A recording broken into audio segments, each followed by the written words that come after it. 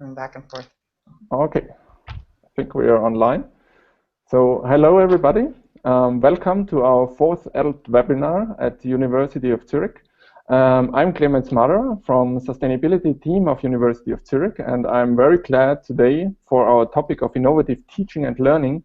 I'm glad to welcome our two distinguished guests from United States today. And on the one side, we welcome Kim Smith. Kim Smith is from Greater Portland Sustainability Education Network, the RCE Greater Portland, and from Community College, Portland Community College in US. Kim has received her PhD in sociology from Indiana University in 2000, and she has taught sociology at Portland Community College since 1996 already. There she specializes in environmental sociology and social movements also. So also Kim has lots of experience with multi-stakeholder networks and involvement of people. She has coordinated Portland Community College Service Learning Program, the Teacher Learning Center, and Sustainability Summer Sustainability Institute. She works with many nonprofits, including the Northwest Earth Institute and Hands-on Greater Portland. Kim represented also the Association for the Advancement of Sustainability in Higher Education at the UN Rio+20 Earth Summit in 2012, and also led the US delegation to the UNESCO World Conference on ESD in 2014. And she serves at the Asia Board of Directors. So welcome a lot, Kim Smith from Portland Community College, US. Hello. Hello. Kim. Guten Tag. Thanks a lot. And then also we welcome so much Robert Barton. And Robert Barton is current Master of Sustainable Solutions graduate student at Arizona State University's School of Sustainability. And he's in the final semester of his program. Hello, Robert. Hello. Thank you for having me. Along with two other graduate students, he created and co-facilitated a new course on tools for transformational local leadership to equip actually students with the personal and transpersonal skills and competencies needed to operate as effective social change agents in society. So he really has lots of experience about how to equip people also with the competencies to act for sustainable development. He further currently serves as an editor-in-chief of the Sustainability Review, a student-run multimedia sustainability news journal with a focus on video content. And prior to this program, he worked for several years in K-12 educational, ecological education and environmental leadership, and received his bachelor degree in English language and literature from University of Virginia. Finally, his capstone project focuses on gamifying urban social and environmental change through the development of an educational game that applies a well-being lens to sustainability. So Robert is really looking through various perspectives about how to build competencies for sustainable development. Great to have you with us, Robert, in our webinar. Thank you so much for the introduction. You're welcome. Thank you. So with those two guests today in our webinar on innovative teaching and learning, we'd like to bring up new ideas and new insights about how to facilitate teaching and learning frameworks that really support the establishment and the development of competencies for sustainable development, and what new innovative approaches also we can learn of. So as a first question, actually, I'd like to directly start this webinar with a question to Robert. And Robert, my first question to you would actually be that Arizona State University is quite a well-known university for its progressive approach of integrating sustainability into its study programs. Can you describe how this comes and what difference this makes among the students also? Please, Robert. Yes, absolutely. So Arizona State University is taking a really, as you say, progressive approach to sustainability. And to this end, they've actually created their own School of Sustainability that is a distinct entity separate from other departments at the university. And I could talk for a second about that. Before I do, I want to mention that this school of sustainability came as a result of several discussions that the university president had, and his whole philosophy of education around the skills that are needed for the 21st century. And so not only did they create this notably transdisciplinary school for me to go to, they also took other departments that have maybe complementary goals and ideas in them, and they stuck them together. So instead of there being very small silo departments, we have larger, slightly less siloed departments. So for example, they took the folks who do history, philosophy, and history, philosophy, and some cultural studies, and stuck them together in one department. And that's they created kind of a meta department for that. And the idea there is not only are we using sustainability to forge transdisciplinarity at the university level, we're going into other spaces where some of those silos may exist, and doing a similar thing in opening up the discussion and creating new spaces for connection. So that's kind of the academic environment that ASU is creating here. And the School of Sustainability has been around since 2006. And I would say from my experience that they're trying the best they can to really infuse my educational experience in sustainability with as much practical experiential learning as they can. And so it's something that I see in the work that I do. They offer a whole platform to go out and do internships in the community. There's a very robust program in that. And not only do we have graduate students like myself, we also have undergraduate students. And many of them, you do see a real difference in the way that they're looking at problems and the way they're looking at the professional space they're going into. Most of the ones I've talked to use sustainability as a kind of enhancement to maybe an initial interest in a traditional academic discipline like business or like some science, natural science, or health, or choose your discipline, and they'll bring sustainability in there because it just gives them an extra layer of kind of understanding of the complexities and the nuances of the challenges that come in that space, and it also equips them to be extremely versatile, knowledgeable, and employable too when they go out into the working world or go on to do other things after their degree is finished. Okay, thank you very much. So I understand it's a very transdisciplinary approach also for education. And so do you understand also that these transdisciplinary courses are also a fixed part of the programs, are they? What are you referring to? Courses in the School of Sustainability or another type of course? Course in the School of Sustainability, yes. Mm-hmm. So every student at the university, and we have over 60,000 students here, I believe is required to take an entry-level course that has basic principles of sustainability inside of it. So out of those 60,000 plus people, you are still welcome to go and take whatever concentration you would like. We have a couple of hundred students who also get a degree in sustainability, and often that's a dual degree like I was talking about before. But then there's a couple hundred more who will do at least a minor in it.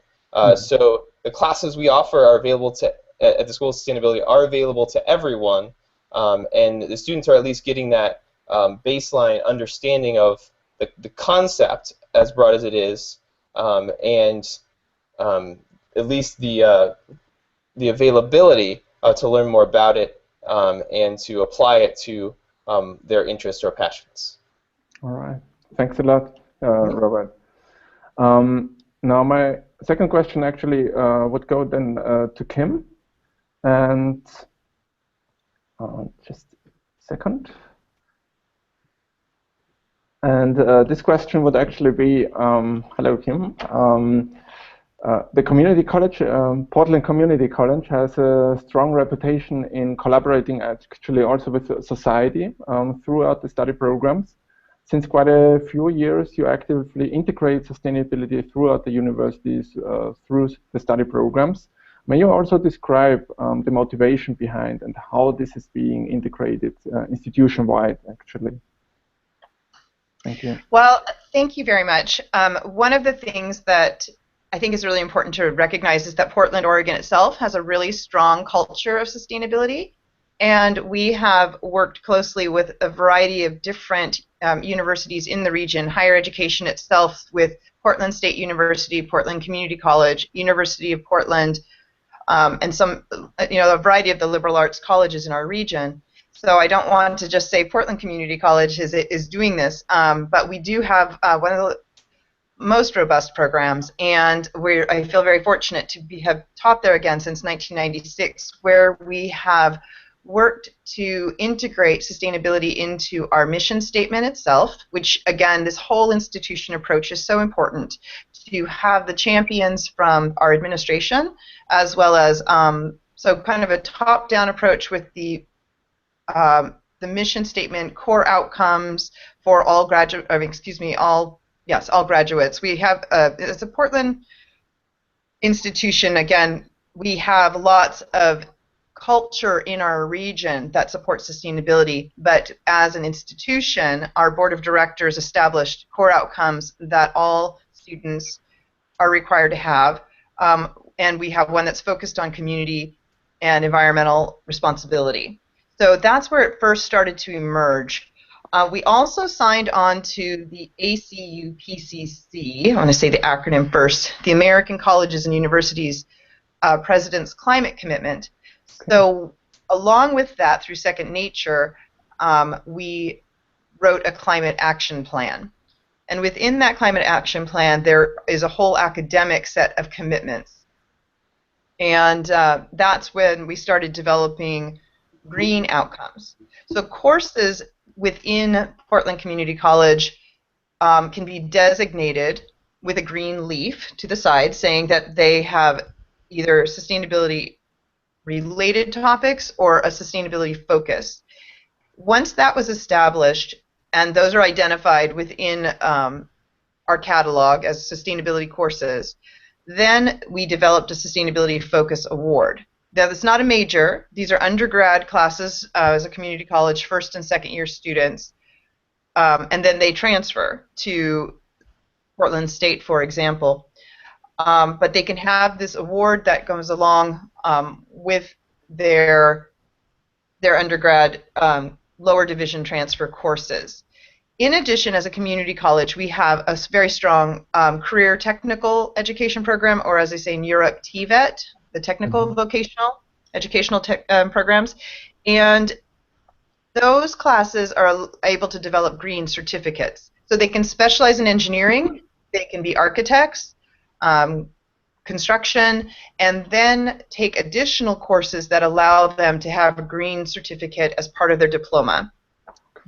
And then the final part to that, you were asking about our strong relationship with the community. I certainly appreciate hearing Robert's points about their internships and relationships to the communities. We have, so since in the mid-90s, late 90s, when we developed our service learning program, that we have a very strong commitment to student engagement. And that actually transformed my teaching. I have now a teaching philosophy and have for many years now of educate, empower, engage. And I want students to be able to really learn the core information around the environmental issues, social justice issues that we're facing, and then feel like they can actually make a difference. So in the empowerment process, helping students identify how they can make a difference, and then helping them show them how they can. So we have a lot of community-based learning, beyond internships, a lot of service learning, and those formal education opportunities exist on campus too, with learning gardens, living labs, but we really believe the community itself, the broader Portland community, is a living lab.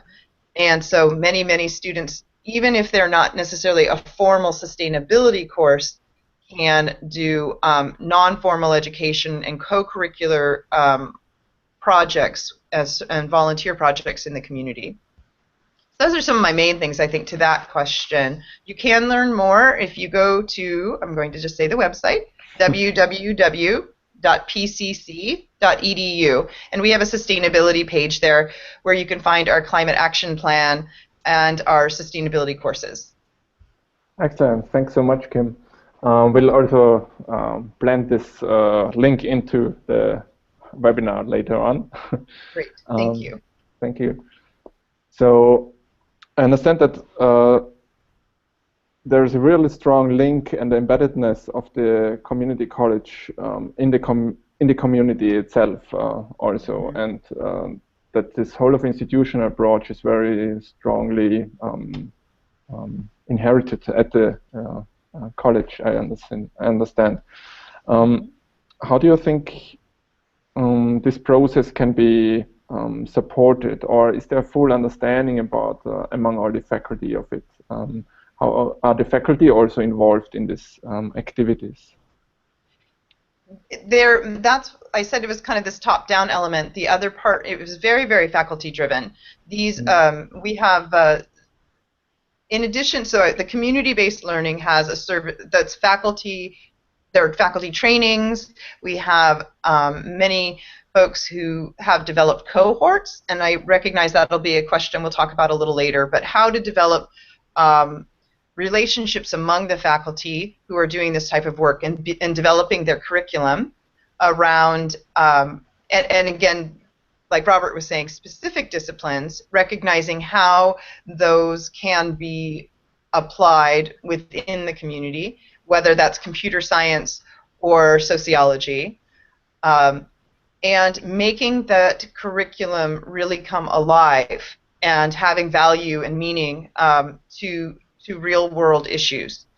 So the sustainability, the people who do sustainability courses often will combine and have the service learning embedded within their courses, again, to make the to integrate community efforts and make the disciplines much more relevant to, again, real-world issues. I see. We have over 90,000 students, so I want to be, we're the largest college in the state of Oregon, but some of those are, again, they have the TVET courses, some are lower division transfer, some are community education courses that aren't even for credit. So there are many different ways that teachers can engage in diverse ways. I think that the cohort model is what I'll focus on, though, in a little bit. Okay. Thanks a lot. Yes, Kim. I'd like to come back also to Robert and ask him in regards also to transdisciplinary methods that are being used. As we just heard also by Kim, that this collaboration with community is so valuable for the students also, and also includes this TVET education there. How do you think actually does transdisciplinary education and this collaboration with the community, with society, between the academics and with academics and the students, how does this actually also support employability or affect the employability among the students? How do they recognize these students? Sure. Well, I think that I've definitely seen both students who are graduating from the program and then students I've known from the cohort that graduated before me, that they end up in a lot of different places. So I know people who are working in complex systems science labs. I know people who are working as consultants. I know people who are working in the energy field, in education, people who are working in investing. They all came from the School of Sustainability to go do those things because before they had that degree, they at least had somewhat of an interest or an expertise in those areas, but they came here to put on this different lens that allowed them to solve problems using a systems approach. And that's really the thing that the transdisciplinary approach gives students. It gives them a better way to solve problems. It gives them a smarter lens through which to tackle issues that could come up in a professional space, in a personal space, in a community space. And I think that's something that, in my experience, has been extremely employable. It's absolutely something that people who are working and hiring out in the fast-moving 21st century are looking for. And in fact, I think they would be surprised if, or disappointed, should I say, if those people who are coming to them and looking to work with them aren't able to shift and adapt and to hopefully also anticipate some of these kind of more down the road issues that could come up working out in the world. Mm-hmm. And so we can recognize the very strong impact of transdisciplinary education, also innovative methods and approaches. Do you at your university also have kind of professional training programs or something that supports teachers, faculties in implementing innovative teaching methods? Do you know? Is that a question for me or for Kim? Yeah, for you, Robert. Also, I'll then Do also I know come to Kim. if Portland Community College has those programs? No, you, of course. Arizona State. Can you repeat it? Then? Sorry. No, yeah, I was wondering if at Arizona State University there are also professional training programs for the lecturers, or how this innovative teaching actually is being implemented within the courses. How people learn about it. I'm going to be honest, I have not been a TA. I have not worked extensively with professors in this capacity, so I don't know the answer to that. But I do know that we have an active program of those first-year courses for students, and I also know that we have some talented educators who go out and work with other professors in other departments to help infuse sustainability into their curriculum. But I'm not clear on the specifics here. Okay, yeah, that's fine. Thanks a lot. So maybe then to you, Kim, also on that. Sure. That's really a very important question for professional development and teacher training. So for a lot of colleges around and universities around the nation, in North America, you had mentioned that I'm on the board for ASHE, which is the the Association for the Advancement of Sustainability in Higher Education. So they do a variety of trainings around the United States and in Canada that are workshops, faculty-based cohort workshops where people can learn about sustainability and then infuse that into their curriculum. So you can look up different models. One is called the Ponderosa Project, and we have adapted those within our community as well. And so within Portland Community College, we have done faculty trainings we have a teaching learning center, and so in addition to service learning, when I ran the teaching learning center, the faculty development program, we offered a variety of different workshops. We did a Summer Sustainability Institute, which was with the National Science Foundation grant, and people who were specifically hoping to integrate sustainability into courses, specific courses and disciplines, could take those trainings in the summer and then adapt their syllabi, their assignments to have a sustainability focus. Those workshops, while they come together across disciplines, they are not transdisciplinary in the way that Robert was describing. Arizona State is a member of ASHE, and I know that some of their faculty come to our international conference every year. So perhaps some of your own professors and lecturers would be able to it's international, so if anybody wants to be a part of ASHE or attend the conference, I encourage you to check that out. It'll be in October this year in Baltimore, Maryland. Thanks a lot. And still, so you said you have these professional trainings programs, and there are opportunities for conference to meet, to exchange, and so on. But do you still see some barriers of integrating sustainability into teaching, or where do you think barriers could be?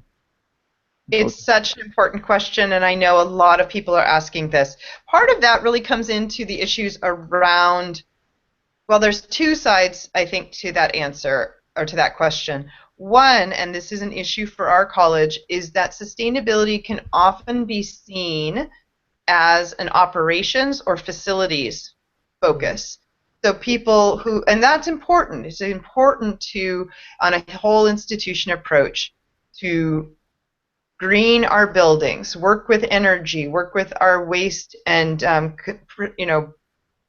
procurement of materials, transportation. All of those things matter. But when professors and lecturers think of these programs as facilities and operations and not pure academia, then it's not seen as I don't want to say legitimate. It's certainly legitimate, but not as relevant to each specific discipline. So there has to be this transformative awareness of how sustainability is not just an environmental science program or not just about our learning garden. Because we have so many projects on campus with the environmental center, our student clubs, some faculty don't see themselves as part of that. I think on a broader higher education level, there is certainly, and the University of Zurich is probably going to see this barrier as well, that it would be, there are those who also don't want to engage in the community because that's seen as applied learning, which might not be seen as robust as pure academic research. And I think that as a public sociologist, I think it's much more robust if you're actually engaging in real world issues, but I respect my colleagues who do not want to do service learning or applied learning more broadly. So that's part of it, is that perception. Our college has a Sustainability Leadership Council that is made up of all of the different, we have administrators, staff, and faculty who work together to create programs, to create living labs, and also we have a specific curriculum committee within that group, and they're the ones who coordinate a lot of our teaching incentives. Like there's incentives to do the cohort, to do the trainings. They get some money for doing that. Faculty get money for doing that, and but we don't feel like the enrollment is high enough in our sustainability courses. So we certainly would need more outreach, more advertising for the classes themselves, as well as much more professional development. So we have more faculty, more instructors trained to meet the demands not only of students, but of industry. Workforce training is a core part of education for sustainable development. So if I can take one more moment, I would like to recommend the RCE model, the Regional Centers of Expertise on Education for Sustainable Development, allow for networks that strengthen programs across sectors and partnerships. So that's why when you see the acronym from Portland, GIPSN, the Greater Portland Sustainability Education Network, we've been working with faculty, government agencies, the schools, as well as community partners to develop a network using sustainability education to create a Greater Portland. That's our mission itself, is to use the network model to increase our collective impact. And I think a lot of faculty who might feel isolated within their own institution then find the support they need across institutions, and develop partnerships that help overcome some of those barriers or obstacles they might perceive within their own university. Mm-hmm. So are those directly on that? Are those partners from the RC? Are they also then connected to the Portland Community College, or are they part of the educational programs then, and so on? Very much so, exactly. And that is, we have I think almost all of the universities and colleges in our region, that's just a 4-county region with many large cities in it. Those faculty, Portland Community College actually started the RCE. So we have developed the partnerships with a lot of the different partners in order to develop the programs, the platforms for people who are new to the to sustainability, so they can plug in, that they can engage more easily. And in fact, we're going to be doing another faculty training this May. We're doing a regional training that will invite a lot of new faculty who haven't done sustainability before to get to know each other and also update their knowledge of sustainability issues related to their disciplines. Mm-hmm. And those are we're inviting faculty from across the colleges and the institutions, as well as across all disciplines. Wow.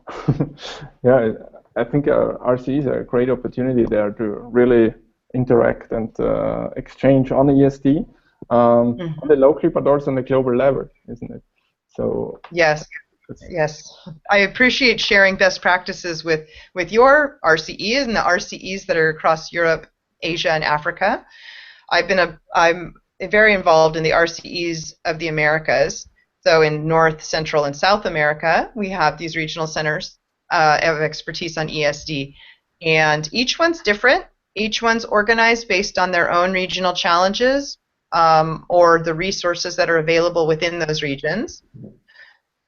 So we've been fortunate. We're fortunate to have a fair amount of support in the Greater Portland region to build upon a culture that already is doing some really, really good work in the community.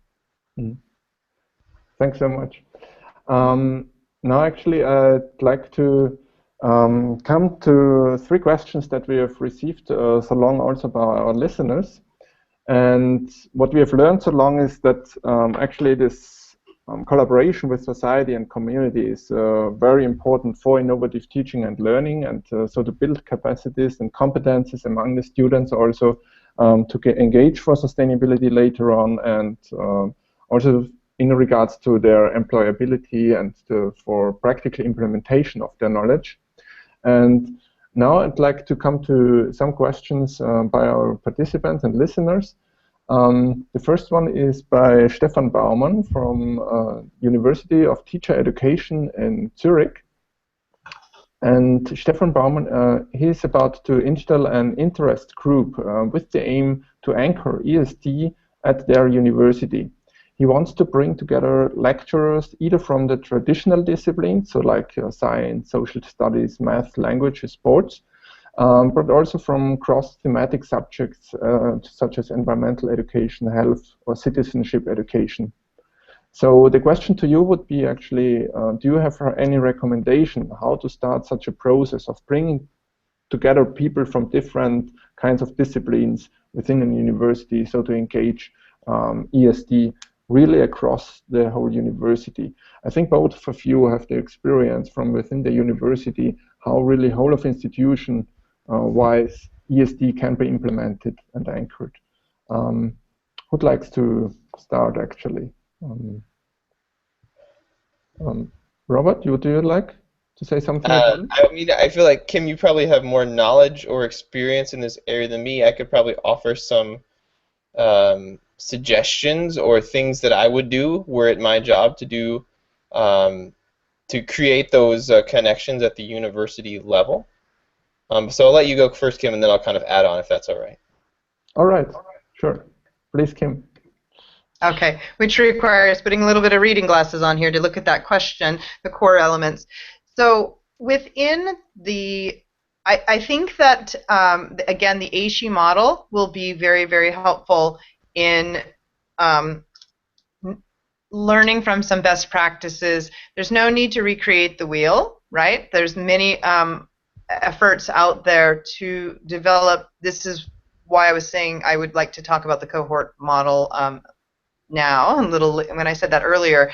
If you can develop an event, do some kind of a conference or a workshop that invites people from outside of their silos, right?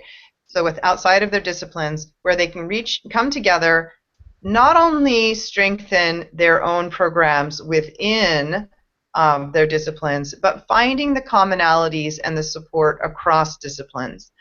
So we have done, when we do these trainings, when we do, like I said, the Ponderosa project through ASHI has been adapted for Portland, and we call that the Portland project. We'll bring in lecturers, and this year we'll be focusing on current events. We have some problems with some air pollution and water pollution in the Portland region, and so we're going to be bringing in speakers. We'll be having discussion groups where the faculty across disciplines will work together and teach each other about how they would be able to address those regional challenges through the lens of their discipline. Once that workshop's done, that's a one-day workshop. When we do the Summer Sustainability Institute in the past, that was a week-long series of lecturers and discussions. Then that cohort is able to do a variety of projects with each other throughout the term. There's or throughout the year or moving forward. And those relationships that are built between the faculty across disciplines have helped them as an interest group, but also, again, when we say cohort model, it becomes a series of mentorships. The mentors of faculty from before are able to help support the new faculty. There are a couple other programs that are going on, but I think I'll defer to Robert and Clemens for just a moment. Thanks, yeah. Robert, do you like to add? Sure, yeah. While listening to Kim, I was just thinking about some of the approaches that I've seen taken, or ones that I would pursue. I think that we have a teachers college for high school teachers, where we invite high school science teachers to come in. They kind of do what Kim was talking about, where they build a cohort and then kind of generate this common interest going out into the school year, kind of create these peer-to-peer relationships or this network that they can use. And here at the university, a lot of the shall we call it sustainability outreach, since we do have a school that's kind of institutionalized the practice, has been through either generating kind of public discussion around these topics as a way to begin to sift through the issues and find kind of common interests or common goals. And that's certainly something that's very achievable with even differing academic unit directions, orientations, as well as simply going out and saying, let's work more directly, like let's work together. Here's this problem I'm trying to solve. I need your expertise. I find that just as often people who are working in the academic or the research space don't maybe realize they're doing sustainability until halfway or beyond down the road for a given project. And I think that's a fine approach as well. You don't have to come in and say, we're going to frame everything in terms of my discipline, sustainability. We can say, like, let's go out, let's take on this challenge that I'm dealing with. I have some resources to do it. And then down the road, you can kind of continue to discuss and introduce those topics as you work together. And I think I've seen that some of our academics, whether they be professors or students, have had some success with that sort of more subtle approach that allows more space for kind of relational learning as you're working on something together, as opposed to saying, well, now I am the teacher and you are the student and you are learning something from me. Because I tend to think of sustainability as well as a sort of kind of a continuing exchange where everyone has their areas of knowledge and they are kind of sharing in order to enrich the whole experience. Yeah, I think that's a very important aspect that in sustainability education we talk about different knowledge systems that we also bring together and knowledge backgrounds, right? Practically experience-based knowledge, but also academic knowledge to bring those together. Do you think from a student's perspective that there was also the demand within your university coming from the students to the professors to say, okay, we'd like to hear and learn more about sustainability and for sustainable development? I think that you definitely see that in certain places, and it has brought forth the creation of new classes or new opportunities like certain internships, or I've actually seen, besides, so we did create our own course about some of the personal skills we think were a good addition to our program. And I think that especially in our university, at least in the sustainability school, there exists an openness by the administration and by the professors to say, you're our students, we work for you, and we want to give you the best education we can. So if you have something that you have a burning desire to do or to learn, we want to work with you to make that happen within the requirements and the boundaries that academia puts there in order to establish kind of the standards and learning outcomes that the university provides. Mm-hmm. So, because this leads also to the next question by one of our listeners, by Sarah Pecci. She's teacher at the University of Zurich, actually, and Sarah coordinates the sustainability committee of the Faculty of Science at University of Zurich. And she says as time goes on, she finds herself looking more and more towards the students to be the spark for moving our community towards sustainability. What advice would you have for harnessing the energy and the passion of students actually into trickle up social movement? Also, do you have any tips for keeping student groups going strong despite the natural turnover due to their graduation? So how to engage students more for sustainable development? Would you like to respond on that, Robert? Sure. Why don't I want to kind of start with something that I think is really important when you're working in the sustainability space, which is this is especially applicable to student organizations and keeping them strong, which is don't be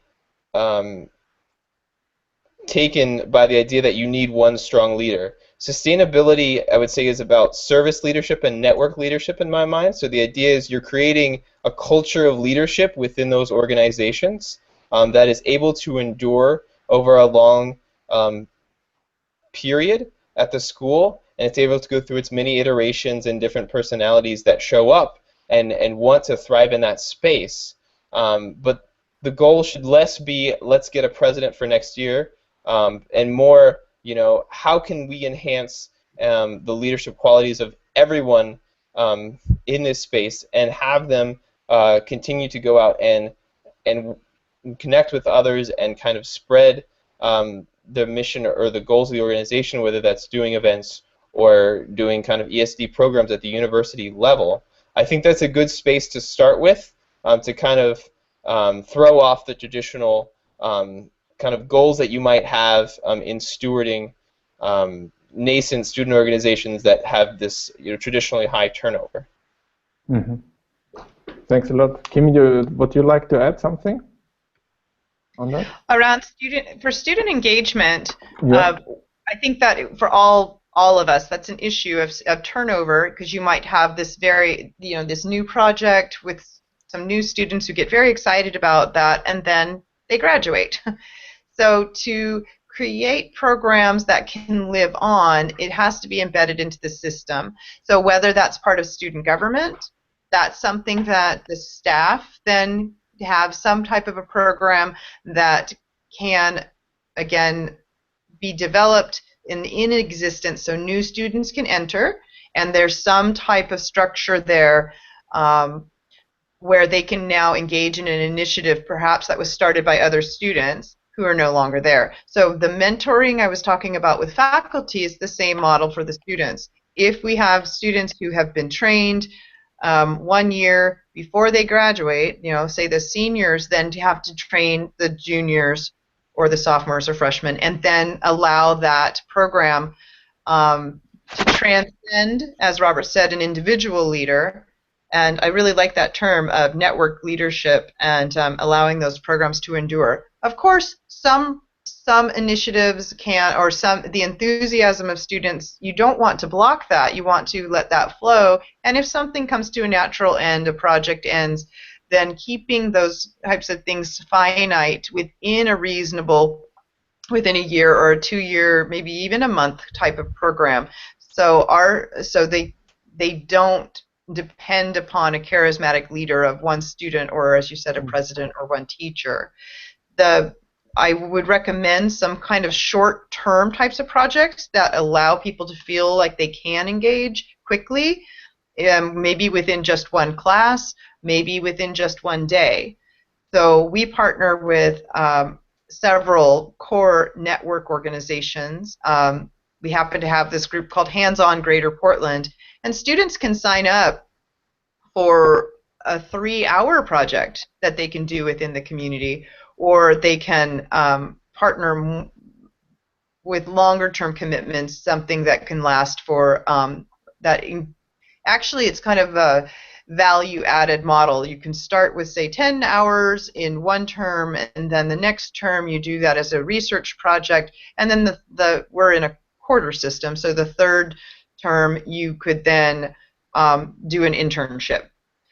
So I think that building those types of structures that allow for various levels of commitment are an easier way to help something endure,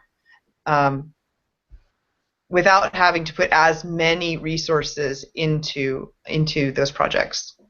Mm-hmm. I want to respond, add one or two things to that. As a student, and I work with student organizations, and that's sort of my day job here, is kind of, I've noticed that a lot of students join student organizations for the relationships, for the friendships, for the people they're going to meet, who are maybe they're going to link them to an internship, but maybe they're also just there to enjoy the personalities of the people in front of them, to have a good time, to make that part of their college experience. So I think that's something to remember too. With sustainability, we can get pretty big in our heads of all the ideas we want to accomplish. So to remember that the people in front of you are just people who are excited to be there, excited about these goals, and to do that cohort building that, Kim, you've been speaking to before. On that kind of idea of short projects, that's actually a very good trick of kind of motivational tools in the ways kind of our brains work, and we need kind of the short victories. Some people need the short victories more than others in order to keep us going down the road. So it's really helpful to have those short projects that get people feeling like they're doing something, feeling like they're part of that organization, whatever its goals, whether it's more of a volunteer-oriented or more of an operationally oriented sustainability organization. Mm-hmm. Thanks a lot. Yeah, very nice insights. I think on these opportunities to engage students, I'd like to throw in also one example here in Europe. They have won actually the ESD prize of UNESCO also. It's called the Green Offices. It's a new student initiative where students actually, in collaboration with faculty at universities, establish green offices so to engage people for sustainability within institutions. And I think kind of the faculty brings in the the continuity, whereas the students bring in the more innovational and inspirational, active, dynamic part of work in those offices. And so this might be also one opportunity or example how to engage students with this kind of activities. Finally, before coming to our last round, I have one more question here by Stefan. It is, just a second, it is in August there will be the UNESCO's biennial meeting of the International Network of Teacher Education Institutions in Uppsala in Sweden. And there Stefan will have a panel together with Shepard Urania from Swedish Agency for ESD, the Swedest. And they want to launch a global platform similar to the Young Masters project GoJump, designed especially for teacher education. And the idea is here to bring together students from all over the world that want to learn more and engage themselves for ESD. And the content would be to introduce to ESD and local forms of implementation, share those ideas, and with peers from over the world, discuss those ideas with finally launch a proper project in their own neighborhood. So have you any idea and knowledge about similar platforms or projects around there? Robert, you maybe you'd like to start, or? So I do have an incoming student at our program who his goal is he's coming from the activist space, working in renewable energy in his state, and his goal is to do just as you say, to educate people, to give them the tools, the organizational tools to come together, and then to go out and do projects in the state that he's coming from. But I'm not as familiar as I think Kim might be with some, or you, with some of those more global platforms of education that are out there, and I would love to be able to link him into those and learn more about what's already present beyond the kind of massive online course kind of space that I think doesn't suit quite everyone. Mm-hmm. Mm-hmm. So, Kim, maybe do you like to respond also? Yeah, and I know there was a broader question earlier that we haven't addressed about online courses as well, and online teaching platforms. So there are things that are in existence that through the RCEs, for example, and both of Shepard and Stefan, I believe, are involved in RCEs too. So I think checking out for youth, the RCE, the Global Youth Group, as well as the UN Youth. Those are programs that are available on Facebook too. So you can look at those types of groups, see the projects they're doing. Sometimes they take on initiatives. Certainly, like the youth ambassador type programs allow people to look at particular big scale initiatives such as the Agenda 2030. We should all be finding our connections through the current 17 Sustainable Development Goals. And within the education one, number 4, the Education for Sustainable Development, which is 4.7 specifically, we have the global action programs that have emerged out of that. So with UNESCO, I think that there's some opportunities there to partner, particularly around some priority action areas around faculty development as well as youth empowerment and mobilization. Those two areas are in development, so it's something that your teams could be really be the early vanguard in developing some new networks. I think that looking at the existing ones, like you said, with green offices, as well as the new one, Opaduca, is growing in Europe, the Opaduca project. So anyway, I think that they have, there are others that are already growing, so they can either build something new if they want, or tap into some of those existing efforts. Mm-hmm. Thanks so much, Kim. And we'll surely also bring in those links into the sub-screen of the webinar then, and of the YouTube video. So finally, to come to the end round of our discussion because time is running forward. I'd like to give you a last question of rounds. To Robert, what recommendation can you give to students actually out there to engage for sustainability and to promote also innovative teaching? And the question to you, Kim, would also be, what recommendation would you give to educators at other universities? So please, for this final round, may we start with Robert? Would that be okay? Sure. I have several different directions that things that come to mind for me. I think I would say be bold and be diplomatic as a student. You are a lot more powerful than you realize at a university level to initiate things. A lot of administrators are looking for student input, and they, in fact, won't move as fast as I've learned with sustainability coordinators and with other faculty on projects until students have at least given them some indication that this is something they're interested in doing. So I would say be bold and start a conversation. But I would also say that kind of the lesson that we were trying to work with in our course that we created as students was that this idea of global transformation starts with personal transformation. And you can't separate the two of them. You can't link your idea of progress or success to the number of the carbon level in the atmosphere or the number of green initiatives that are out there. You are going to be much more effective if you find your own balance. You find places to embody the changes that you want to see in your community with the applied work and projects that Kim has been talking about that she has at her institution as well as the ones we have here.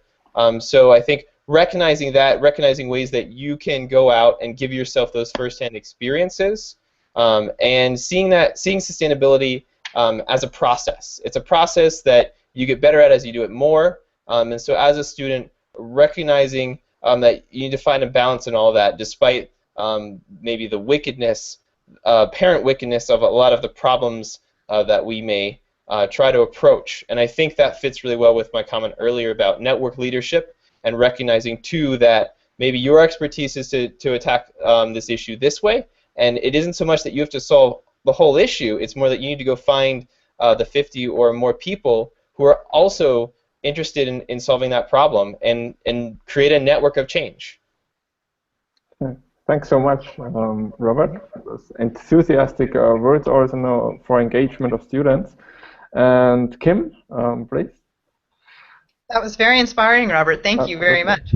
And the idea of global transformation beginning with personal transformation. On the personal level, I do recommend another online platform, which is through the Northwest Earth Institute, and I will be providing these links. We do an eco challenge, and that's a 2-week project. And to change habits, to have individuals pick a challenge in their own lives and change their lifestyles, and that's online. People can do that from all around the world. So I will certainly recommend to participate in projects that allow people to feel like they're making a difference in their own lives as well as in the community. On the broadest level, the scale of change that we are going through, the crucial issues of our time require the academy to step up. We have so often stayed, held back, tried to be value neutral. But education for sustainable development is not value neutral. The for in its own right saying we are trying to reorient education to create a sustainable future. So professors profess, go out and recognize that higher education has particular gifts to offer to our students, to our communities, as advisors to our government agencies, in partnership with businesses, with Agenda 2030, with the United Nations Sustainable Development Goals. This is a critical time in history, so we need to build capacity quickly. We need to engage and give people hope that it's possible to make a difference. And we're educating the leaders of our current leaders as well as the future. So I really hope that we'll be able to, as professors, as students, as administrators, align our work with current initiatives so that, again, we're seeing how we can increase our collective impact. It's too much to do alone. So if we can, we're all in this together, and I hope that the Academy will be able to step up to those public, in the public arena, tell the stories, do the outreach of the good work that we're doing.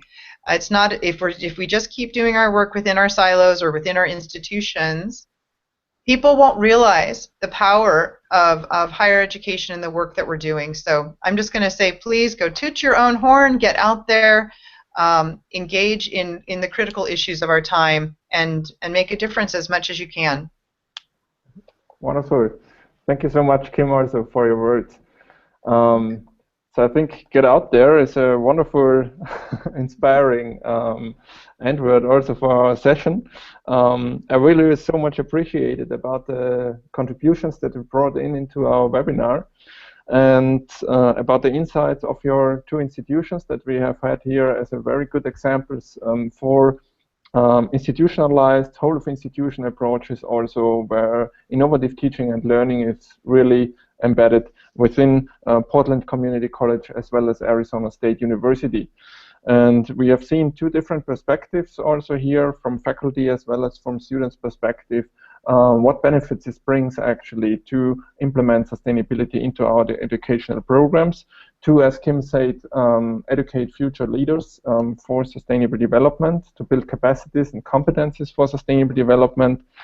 And we have also learned about some good practices about that support these implementations, like the cohort mentorship within institutions at ASU, as well as also like these networks like the RCE for Greater Portland at Portland Community College, where the college really strongly engages together with local actors and stakeholders to integrate sustainability in the community and at university and institution-wide.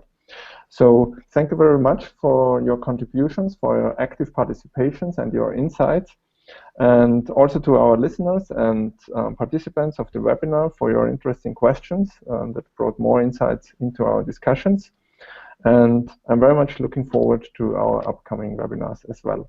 So thank you, Kim and Robert, for your participation, contributions, and looking forward to work with you in future. Thank you very much, and bye-bye, everybody. Bye. Thank you. Bye-bye.